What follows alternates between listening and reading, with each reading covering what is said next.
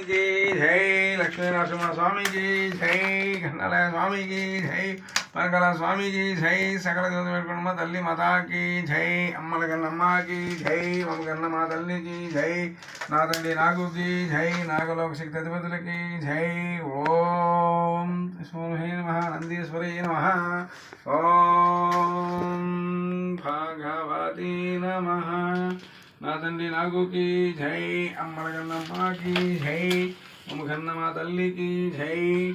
ओम भगवती नमः, ओम कामाख्य तल्ली नमः, ना तल्ली कामाख्य की जय, अम्मल गन्नम्मा की जय।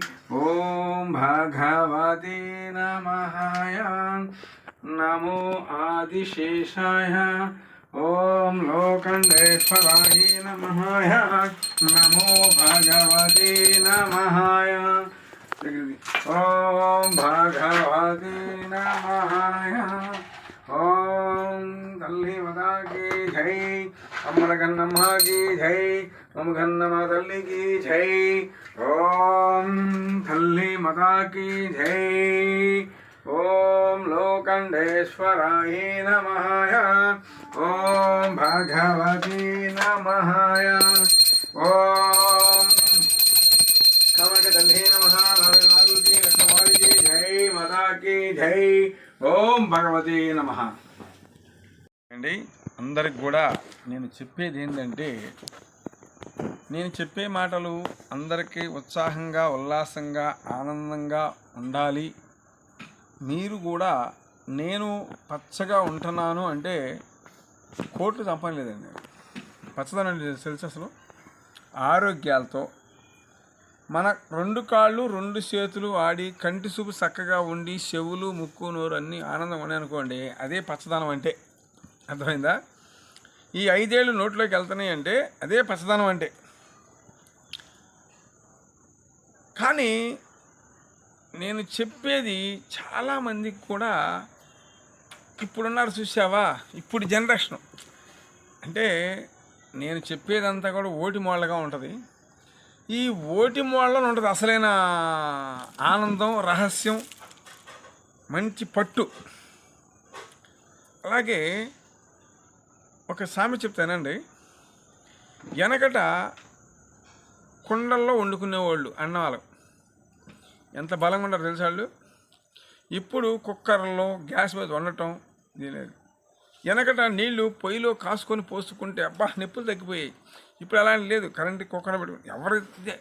అలాగే వెనకటి రాగి జావ తినేవాళ్ళు ఇప్పుడు చాలామంది కూడా పాపం రిటైర్మెంట్ అయిన వాళ్ళు కానీ కాస్త కొంతమంది రోడ్ల మీద సైడు శుభ్రమైన చోట రాగి జావ ఏదో కాస్త ఓటి మాళ్ళగా అమ్ముతున్నారు. చక్కగా కాస్త తెలివి కలిగిన వాళ్ళు తాగుతున్నారు, మంచిది.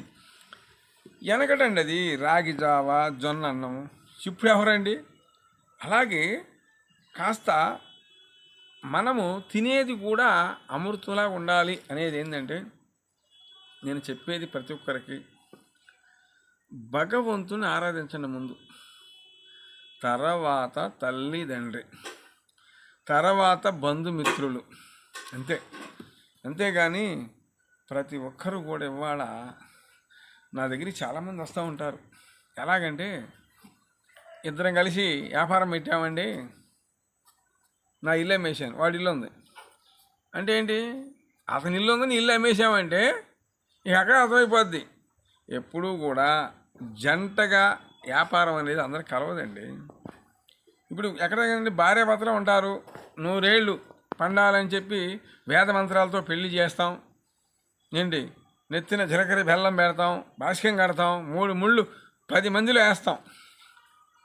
ఎక్కడో చిన్న చిన్న గొడవలు అవుతూ ఉంటాయి, విడిపోతూనే ఉంటారు చూసారా, మళ్ళీ కలుస్తూ ఉంటారు. ఇలాంటివన్నీ కూడా మనము చేసుకున్నవి కాదు, భగవంతుడు పెట్టిన శిక్ష. ఇది మనకు ఒక భిక్ష, శిక్ష, రక్ష. అర్థమైందా? నేను చెప్పేది ఏంటంటే, ప్రతి ఒక్కరూ కూడా చర్చికి వెళ్తారా, వెళ్ళండి, నమాజ్ ఖురాన్ చదువుకుంటా వెళ్ళి చేసుకో. లేదు ఏదైనా పెరడాం గుడికి వెళ్తావు, వెళ్ళు, మీ ఇష్టం. ఏదో ఒక దేవతని, ఏదో ఒక దేవుని మీ ఇష్టం అండి. చక్కగా చేసుకొని ఆనందంగా మీరు ఉండాలని కోరుకుంటున్నానండి. ఎందుకు స్వామి అంత గట్టిగా చెబుతున్నావు అంటారు. ఎందుకు తెలుసా?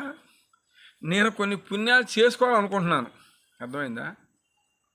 కొన్ని పుణ్యాలు చేసుకోవాలనుకుంటున్నాను నేను. అంటే ఏంటంటే, ఏమో ఏ జన్మలో ఏ పాపం చేశాము, ఈ జన్మలో ఇలా ఉన్నాం, ఏమో భగవంతుడు నాకు ఈ శిక్ష ఇచ్చాడు, ఈ దారి ఇచ్చాడు. అట్లాగే మీకు కూడా ఏ దారి ఇస్తాడో ఎవరు చెప్పలేము. అలాగే భగవంతుడి నిర్ణయం ప్రకారం మనం నడవాలి. భూమాతను సాక్షిగా, భగవంతుడి సాక్షి అని చెప్పేది ఏంటంటే, ప్రతి ఒక్కరు కూడా ఎదుటి వాళ్ళని మోసం చేయటాలు అలాంటివి చేయమాకండి. ఏంటి అది మన పాప బిడ్డ తరం జరుగుతుందండి. అది నాకే జరుగుతుంది ఇప్పుడు తెలుసా. నాకు చేశారండి ద్రోహాలు. ఎవరన్నా తెలివిగా ఫోన్లో చెప్పను, ఇక్కడికి రండి మొత్తం విమర్శిస్తాను అంతే. ఇక ఇట్లా అమ్మో అనుకుని వెళ్ళిపోతారనమాట. అలాంటి ప్రతి ఒక్కరు కూడా నేను చెప్పే విధంగా చేసుకొని ఆనందంగా మీ కుటుంబాలని మీ చేతిలో ఉంది, పాడు చేసుకోవాలో బాగు చేసుకోవాలనేది. అర్థమైందా? కాదండి మేము ఎంత చేసినా కూడా దానయ్య గారు అసలు కలిసి రావడం అంటారా? మాకు ఎవరైనా చేశారా ఏంటి, అసలు మా కర్మ ఏంటి అంటారా? మా కర్తకి నా వీడియో మీద నా ఫోన్ నెంబర్ వెంబడే ఫోన్ చేయండి, నేను మాట్లాడతాను, అసలు చూస్తాను. నన్ను రమ్మని వస్తాను, మీరు వచ్చి కొద్దిగా ఓకేనా? జై నాగు.